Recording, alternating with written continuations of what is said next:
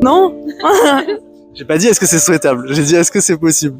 Bah, je sais pas. Après, je veux dire, pendant les années 80, on pensait qu'aujourd'hui on aurait des voitures volantes. Donc on peut se dire ça, mais peut-être que ça va pas du tout arriver parce qu'on est toujours pas au point des voitures volantes, ni au point de savoir ce que les animaux y pensent ou des trucs comme ça. Donc, enfin moi j'aimerais d'abord que peut-être on puisse développer ces trucs-là, des voitures volantes, avant de faire des mariages avec des IA. Ouais, non, moi je trouve que, encore une fois ça va trop loin. Enfin, je veux dire, il y a pas de souci, c'est vrai que c'est un outil et tout ça, si jamais il y a un truc de recherche ou quoi.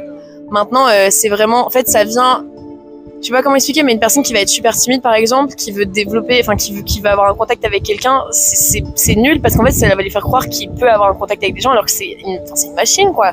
Donc encore une fois, c'est un peu réconforter la personne dans un confort qui n'est pas celui de la société à la base. Enfin, on est quand même des humains, on est quand même fait pour avoir des interactions avec les gens et tout ça.